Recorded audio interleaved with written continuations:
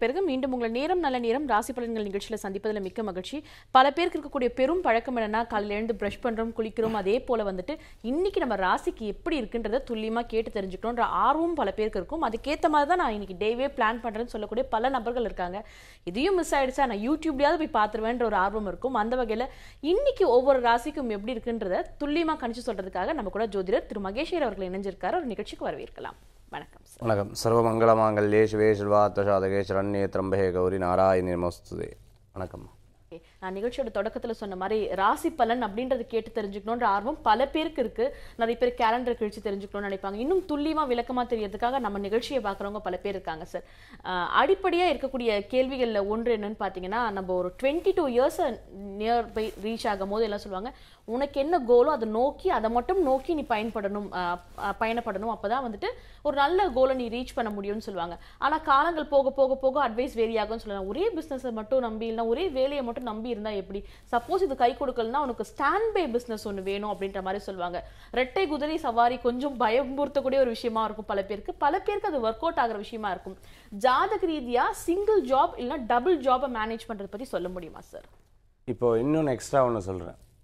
ஜாப்லேயே ஆசோலேஷன் இருக்குது. போகாமல் இருப்பா. ஒரு குழந்தை பிறக்கிற சமயம் தான் 10 மாதம் தான் சார் ஒரு இடத்துல வேலை செய்கிறதுக்கப்புறம் வேலையே செய்ய முடியலன்னு சொல்லக்கூடிய ஒரு டைப்பு. இப்போ நம்ம ஜாப்னு எடுத்துட்டோம்னா, ஜாப் அல்லது நம்மளுடைய சுய தொழில், இதுக்கு வேலைக்கு 6ஆம் இடமும் சுய தொழிலுக்கு 10ஆம் இடமும். இதை இரண்டுமே எத்தனை கால்கள் உடையதுன்னு பார்க்கணும். ஜோதிட சாஸ்திர ரீதியாக எத்தனை கால்கள், அதாவது 2 கால் அப்படின்னா 2 விதமான வேலைகளை அவர்கள் செய்வார்கள். 4 கால் உடைய ராசியில் இருந்ததுன்னா 4 விதமான வேலைகள் அல்லது தொழில்களை அவர்களுக்கு செய்யக்கூடிய வாய்ப்புகள் உண்டு.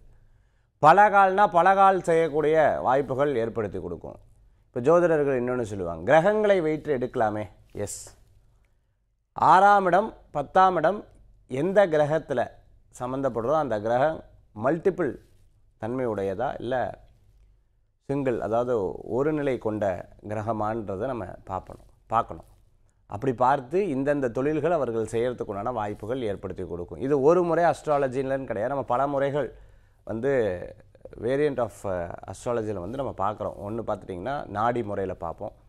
அதே மாதிரி பார்த்துட்டிங்கன்னா இன்னும் சூக்ஷமமான சில முறைகள் ஜோதிடத்தில் நம்ம பார்க்கும்பொழுது நமக்கு தெரிய வருது அவர்களுக்கு ஒரு தொழிலா 2 தொழிலா எதில் அவங்க சக்ஸஸ் ஆவாங்க. இப்போ இடையில ஒருத்தவங்க வந்தாங்க, அவங்களுக்கு நான் சொன்னது, சார் இதெல்லாம் இவர்களுக்கு பணம் சம்பாதிக்க சூப்பரான வேலைகள் இவர்கள் எடுத்து பண்ணலாம். பேரை சம்பாதிக்க, பேர் கொடுக்கறதுக்கு. இதில் சினிமாவில் ரொம்ப அழகாக எடுத்து சொல்லலாம். சார் அந்த சினிமா எப்படி சார் ஓடிச்சு? வசூலில் பெருசாக இல்லை, ஆனால் பேர் நல்லா வாங்கிடுச்சுங்க, அவார்டெல்லாம் வாங்கிடுச்சு சொல்கிறவங்க இருப்பாங்க. சார் வசூல் சூப்பரான வசூல், ஆனால் என்னென்னா டாக் அப்படியே போயிடுச்சு சார். அது ஒரு நல்ல வசூல் இருந்தது, ஆனால் டாக் அப்படியே போயிடுச்சு. இந்த சினிமாவில் நம்ம பார்க்க முடியும். ஸோ இந்த மாதிரி நம்மளுடைய வேலை தொழிலில் எது பெருமை கொடுக்கறது, எது பணம் கொடுக்கறதுன்னு பிரித்து எடுத்து நம்ம அதற்கு உண்டான ஒர்க் பண்ணிட்டோம்னா ரொம்ப நல்லாயிருக்கும். Okay sir. நிகழ்ச்சியோட அடுத்த அழைப்பாளர் இணைப்பில் இருக்காங்க, அவங்க கிட்ட பேசலாம். ஹலோ வணக்கம். நீ இணைப்பில் தான் இருக்கீங்க, பேசலாம். இது நேரம் நல்ல நேரம். வணக்கங்க, நாங்கள் கடலூர்லேருந்து பேசுகிறோம். ஓகே, இது யாருக்கான கேள்வி? எனக்கு பொண்ணுக்காக கேட்கணும். உங்கள் பொண்ணோட ராசி நட்சத்திரம் லக்னம் என்னம்மா? மகர ராசி, பரணி நட்சத்திரம், மேஷராசி, கடக லக்னம். ஓகேம்மா, உங்களோட கேள்வியை முன் வைக்கலாமா? சார் இணைப்பில் தான் இருக்காரு. உங்களோட கேள்வி என்ன? ஓம் நம சிவா. வணக்கம்மா. வேல் முருகனுக்கு அரோகரா, வெற்றிவேல் முருகனுக்கு அரோகரா. ஐயா, உங்க ப்ரோக்ராம் பார்த்து நான் நிறைய என் வாழ்க்கை டெவலப் பண்ணியிருக்கேன். ரொம்ப ரொம்ப சந்தோஷம். நீங்க கண்டினியூவா இதை நல்ல முறையில். நன்றிம்மா. எங்க பொண்ணுக்காக கேட்கணும் சார். பரணி நட்சத்திரம், மேஷராசி, கடக லக்னம் சார். அவங்க ரொம்ப நாளா இடம் பார்த்துட்டு இருக்காங்க. இந்த 2ல செவ்வாய் இருக்குது அப்படின்றதுனாலே என்னவோ தெரியல, இன்னும் இடமே அமைய மாட்டேங்குது. கிட்டத்தட்ட ஒரு 5 வருஷமா பாக்குறாங்க. அதுக்கான பரிகாரம் மட்டும் நீங்க எனக்கு கொஞ்சம் கரெக்டா சொல்லுங்க சார். சரிம்மா. அதாவது இப்போ நீங்கள் பேசும்பொழுது என்னென்னா, கரெக்டாக கேட்ட நட்சத்திரம் போயின்னு இருக்கு. இன்னைக்கு மத்தியானம் வரைக்கும் கேட்ட நட்சத்திரம் இருக்குது, அதுக்கப்புறம் மூல நட்சத்திரம் இருக்குது. மேஷராசிக்கு பரணி நட்சத்திரத்துக்கு அஷ்டமாதி ராசின்னு சொல்லுவாங்க. அஷ்டமாதினா 8ஆம் இடத்துக்கு உண்டான ராசி ஓடின்னு இருக்கு. அப்போ தடங்கள் இருக்கா? எஸ் இருக்குது. இதுக்கப்புறம் பார்த்துட்டேன் அப்படின்னு சொன்னால் மூல நட்சத்திரம் இன்றைக்கி மத்தியானத்துக்கு மேலே வருது. இப்போ நம்ம பேசிகிட்டு இருக்கிற டைம் எடுத்துக்கிட்டிங்கன்னா கரெக்டாக 7:45 இருக்குது. 8:45, 9:45, 10:45, 11:45, 12:45 கிட்டத்தட்ட பார்த்திங்கன்னா 5 ஹவர் இருக்குது, 5 மணி நேரம் இருக்குது. ஸோ இது ஒரு அஸ்ட்ராலஜி கால்குலேஷனுக்குள்ளே நம்ம கொண்டு வரணும். எப்போ இவங்களுக்கு சாத்தியப்படுது, எப்போ இவங்களுக்கு சாத்தியப்படுறதுக்கு என்ன பண்ணுறது. நீங்கள் பரிகாரம் மட்டும் கேட்டிருக்கேன், நான் எப்போ நடக்குங்கிறது பின்னாடி உங்களுக்கு சொல்லலாம். எப்போ இந்த ஜாதகத்துக்கு என்ன பரிகாரம் பண்ணுறது இந்த ஜாதகத்துக்கு சூட் ஆகும் அப்படின்னு பார்த்தீங்கன்னா, ஒவ்வொரு செவ்வாய்க்கிழமை முருகப்பெருமானுக்கு தீபம் ஏற்றிட்டு வாங்க. ரொம்ப விசேஷமான பலன்களை கொடுக்கக்கூடியதாக இருக்கும். நம்பர் 1. நம்பர் 2 என்னென்னா, வியாழக்கிழமை குரு பகவானுக்கு அர்ச்சனை. இந்த 2 பரிகாரம் சிம்பிளாக நீங்கள் பண்ணுங்கள். அதுக்கப்புறம் இந்த ஹாரோஸ்கோப்பில் இன்னொரு சூக்ஷமான ரகசியம் இருக்குது, அதை நான் பார்க்கும்போது உங்களுக்கு சொல்கிறேன். நன்றி. ஓம் நம சிவாய. நன்றிம்மா கால் பண்ணதுக்கு. ஸோ நான் நிகழ்ச்சியோட தொடக்கத்தில் சொன்னவர் ராசி பலனை கேட்டு தெரிஞ்சுக்கிறதுக்கு பிரத்யேகமாக பல பேர் இருக்காங்கன்னு சொல்லலாம். ஸோ அந்த வகையில் இன்னைக்கு 12 ராசிக்கு எப்படி இருக்க போகுது அதை பற்றி சொல்லுங்கள் சார்.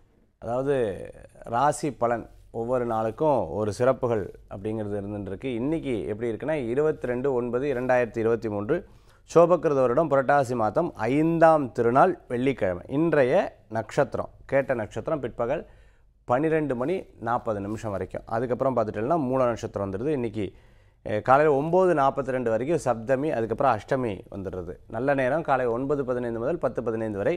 ராகு காலம் 10:30லேருந்து 12, யமகண்டம் 3 to 4:30. இன்றைக்கி அஷ்டமி இருந்துருக்கு. ஆக பைரவருக்கு வணங்குறது ரொம்ப நல்ல பலன்களை கொடுக்கக்கூடியதாக இருக்கும். இன்றைக்கி கிருத்திகை ரோஹிணி நட்சத்திரத்துக்கு சந்திராஷ்டமம் இருக்காங்காட்டி சற்று கவனம் என்பது தேவை. இது ரிஷபராசிக்கு இன்றைய தினத்தில் இருந்துருக்கு. சரி, இன்றைக்கி உண்டான பலாபலன்கள் நம்ம பார்க்க போகிறோம். மேஷராசி அன்பர்களுக்கு 12:40 வரைக்கும் கொஞ்சம் கவனம் தேவை கிருத்திகை நட்சத்திரத்துக்கு. மற்றபடி ஒன்றும் பயப்பட வேண்டிய அவசியம் இல்லை. எல்லா காரியங்களும் உங்களுக்கு சுமூகமாக வெற்றி அடையக்கூடிய வாய்ப்புகள். திடீர் பண வரவு, வராக்கடன்கள் தீரும். அப்பப்போ சில நேரங்கள் பார்த்துட்டேன்னா வயிறு சம்பந்தமான உபாதை, இடுப்பு சம்பந்தமான உபாதை இருக்கிறவாளுக்கு கவனம் என்பது தேவை. ரிஷபராசி நண்பர்களுக்கு இன்றைக்கி கிருத்திகை ரோஹிணி நட்சத்திரத்துக்கு கவனம் தேவை. பிரயாணத்தை தவிர்க்கணும், வழுக்க இடத்துக்கு போகக்கூடாது, வீண் வம்புக்கு நம்ம இறங்கப்படாது, மற்றவ பற்றி காசிப்ஸ் பேசப்படாது, யாராவது பேச வந்தால் அதை பெருசாக என்டர்டெயினும் பண்ணக்கூடாது.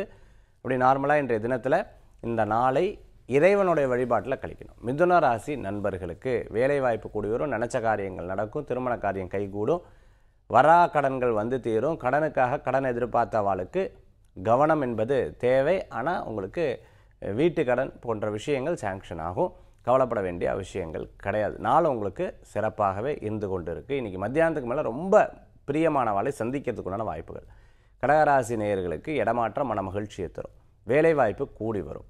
இன்றைய தினத்தில் மறைமுக எதிரி நேர்முக எதிரி யாருங்கிறத தெரிய வரத்துக்குண்டானதாக இருக்கும்.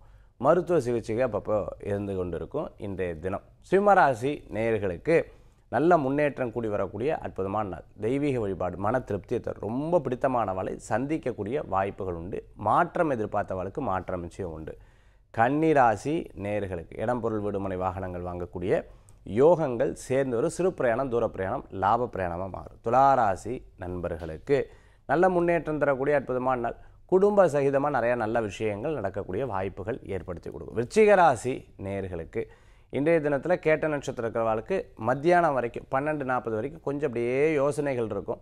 யார்ட்டையும் சில நேரம் பேசுவேன், சில நேரம் பேசாமல் இருந்துட்டு சில நேரம் நல்லது கெட்டது இப்படி தோணின்னு இருக்கும். சரி, இதையும் கடந்து போவோங்கிற ஒரு எண்ணங்கள். அடுத்தது தனுசு ராசி அன்பர்களுக்கு அமோகமான பலன்கள் உண்டு. இன்றைக்கி இரவு நேர பிரயாணத்தை தவிர்த்துக்கிறது நல்லது. சில முடிவுகள் உங்களுக்கு சாதகமாகவே நடக்கும் இன்றைக்கி மத்தியானத்துக்கு மேலே. மகர ராசி நேயர்களுக்கு லாபங்கள் கூடி வரும். நிறையா முயற்சிகள் நல்ல பலன்களை, வெளிநாடு வாய்ப்பு எதிர்பார்த்தவர்களுக்கு வெற்றி வாய்ப்புகள் கூடி வரும். உடல் ஆரோக்கியத்தில் அக்கறை என்பது தேவை. கும்ப ராசி அன்பர்களுக்கு அமோகமான பலன்கள் உண்டு. தொழில் புரியறதுக்குண்டான வாய்ப்புகள் தேடி வரக்கூடியதாக இருக்கும். மிகப்பெரிய நபர்கள் உங்களுக்கு பழகுவார்கள், பேசுவார்கள். அதன் மூலமாக நல்ல முன்னேற்றங்கள் கூடி வரும். அடுத்தது மீன ராசி நண்பர்களுக்கு நல்ல அமோகமான சூழ்நிலைகள் வரும். சில காரியங்கள்லாம் நீங்கள் நினைத்த மாதிரி நடக்கிறதுக்குண்டான வாய்ப்புகள் ஏற்படுத்தி கொடுக்கும். மத்தியானத்துக்கு மேலே சில காரியங்கள் தடங்கள் ஆகிறதுக்குண்டான சூழ்நிலைகள், தடங்கள்லையும் வெற்றி, தடங்கள்லையும் நல்லது, ஒரு நெகட்டிவ்லையும் பாசிட்டிவ் அப்படின்னு எடுத்துக்கோங்க. வேறு எதுலையாவது போய் மாட்டியிருந்தோம்னா என்ன பண்ணுறது அப்படிங்கிற யோசனைகள் இன்றைக்கி கண்டிப்பாக இருந்து கொண்டிருக்கும். அதே மாதிரி காலை வேலைகளில் பெயர், புகழ், அந்தஸ்து, பதவி போன்ற விஷயங்கள் உங்களுக்கு அனுகூல்யமாகும் இன்றைய தினம். ஓகே சார், இன்றைய தினம் 12 ராசிக்கு எப்படி இருக்குன்றது துல்லியமாக நீங்கள் கேட்டு தெரிஞ்சுட்டு இருப்பீங்க. நிகழ்ச்சியோட அடுத்த அழைப்பாளர் இணைப்பில் இருக்காங்க, அவங்க கிட்ட பேசலாம். ஹலோ ஹலோ, வணக்கம். நீங்கள் இணைப்பில் தான் இருக்கீங்க, பேசலாம். அது நேரம் நல்ல நேரம். அடுத்த முறை நீங்க கால் பண்ணும்போது இணைப்புல காத்திருந்து உங்களோட சந்தேகங்களை நிச்சயமா கேட்டு தெரிஞ்சுக்கலாம். நிகழ்ச்சியில போன அழைப்பாளர் கால் பண்ணும்போதே அவங்க பேசும்போது அவுட் ஆஃப் லவ் எந்த அளவுக்கு சந்தோஷமா அவங்க கிட்ட பேசுறாங்கன்றது தெளிவா புரியுது சார். பொதுவா ஒரு ஆர்டிஸ்ட் ஸ்கிரீன்ல பார்த்துட்டு அவங்களை நேர்ல பார்க்கும்போது ஒரு முறை புலாங்கிதம் அடைஞ்சிருவாங்கன்னு சொல்லலாம். ஒரு ஜோதிடரை நேர்ல பார்க்கும்போது அவங்களோட ரியாக்ஷன் எப்படி இருக்கும்? பிகாஸ் ஜென்ரலா கால்ல பேசும்போது அவங்க வந்துட்டு ரொம்பவே லவ் உங்க மேல காட்டுறாங்க. நேர்ல பார்க்கும்போது எப்படி இருக்கும் அது? இப்போ நீங்கள் பார்த்தீங்கல்ல, இதே மாதிரி தான் நீங்கள் சொன்னால் நம்ப மாட்டீங்க சார். ஒருத்தங்க இப்போ இடையில ஒருத்தங்க ஃபோன் கால் பண்ணியிருந்தாங்க. ஏமா டேட் ஆஃப் பர்த் இந்த டைம் வந்து ஒரு தடவை நான் சொன்னேனே ஞாபகம் இல்லை. எங்கே சார் நீங்கள் ஃபோன் அப்பாயின்மெண்ட்டில் ஹலோன்னு சொன்ன உடனே எனக்கு அந்த டிவி வாய்ஸ் கேட்டுருச்சு, எங்கள் மைண்டெல்லாம் பிளாங்க் ஆகிடுச்சு, நீங்கள் சொல்கிறத அப்படியே கேட்டுகிட்டே இருக்கேன்னுவாங்க. இது உண்மையாகவே நேரில் வரும்போதும் நிறைய பேர் சொல்லக்கூடியது சார். உங்கள் நிகழ்ச்சி பார்த்துருக்கோம், என்னுடைய ராசிக்கு நீங்கள் சொல்லும்போது எனக்கு சொன்ன மாதிரியே ஒரு இது இருந்துட்டுருக்கு.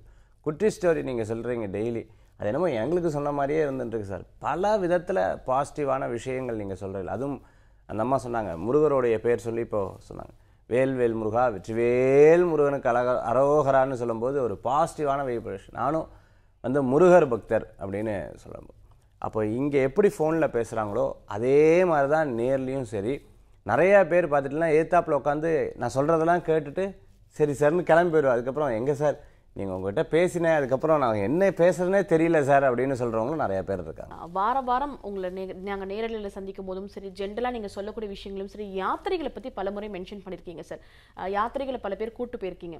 பொதுவாக யாத்திரைகள் போடுறதுனால கிடைக்கக்கூடிய பலாபலன்கள் என்ன, அதை பற்றி சொல்லுங்கள் சார். மாதம் ஃபஸ்ட்டு பௌர்ணமிக்கு திருவண்ணாமலை, சஷ்டி அன்னைக்கு பார்த்துட்டோம்னா திருச்செந்தூர் நம்ம பண்ணுறோம். வருஷத்துக்கு 3 யாத்திரை ரொம்ப முக்கியமானது. 2 இங்கே இருக்கும், அடுத்தது பார்த்தீங்கன்னா 1 வெளிநாட்டில் இருக்கும். இதுதான் பிரதான யாத்திரை. இதில் 6 படை வீடு போயிட்டோம். அடுத்தது பார்த்துட்டிங்க அப்படின்னு சொன்னால் காசி யாத்திரை போயிட்டோம்.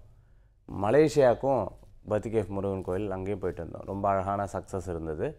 இப்போ அடுத்தது இப்போது தேவி யாத்திரைன்னு பண்ணுறோம். மூகாம்பிகை, சாமுண்டேஸ்வரி இது போன்ற கோயில்களுக்கு வரக்கூடிய 5ஆம் தேதி நம்ம வந்து போகிறோம். அதுக்கு அடுத்த மாதம் பார்த்துட்டு அப்படின்னு சொன்னால் காசி யாத்திரை நம்ம போகிறோம். பொதுவாகவே இங்கே போயிட்டு வந்தவங்க என்ன சொல்லுவாங்க அப்படின்னு கேட்டிங்கன்னா, சார் இந்த பிரசித்தி பெற்ற கோயிலுக்கு போயிட்டு வரும்போது எங்களுக்குள்ள ஒரு பெரிய மாற்றம் சார், பெரிய சந்தோஷம், நிறைய ஆன்மீக தகவல் நீங்கள் அப்போ சொல்கிறீங்க, இப்போது சொல்லிட்டு வரும்போது எங்களுக்கு ஒரு பெரிய பாசிட்டிவாக இருந்துருக்கு. நிறையா விஷயத்தை எங்களால் தெரிந்து இந்த 6 படை வீட்லேயும் அப்படி தான் நிறைய பேர் சொன்னாங்க. ஸோ இந்த மாதிரி நிறையா ஜோதிட சம்மந்தமாக, ஆன்மீக சம்மந்தமாக அவங்களுக்குள்ளே இருக்கக்கூடிய விஷயங்கள். இன்னொன்று, கோயிலுக்கு போகும்பொழுது வரும்பொழுது அவங்க முகமும் கோயிலுக்கு போயிட்டு வெளில வரும்போது பார்க்கும்போது நிறைய டிஃப்ரென்ஸ் தெரியுது. அது சொல்லுவாங்க இல்லையா, உள்ளே போயிட்டு வந்தாலே நம்ம மனசு வந்து ரொம்ப ஃப்ரீ ஆயிரும். உண்மையாகவே அந்த இடத்துல ஏற்படுறது. ஏன்னா பிரசித்தி பெற்ற கோயிலுக்கு அவ்வளோ சக்தி இருக்குது.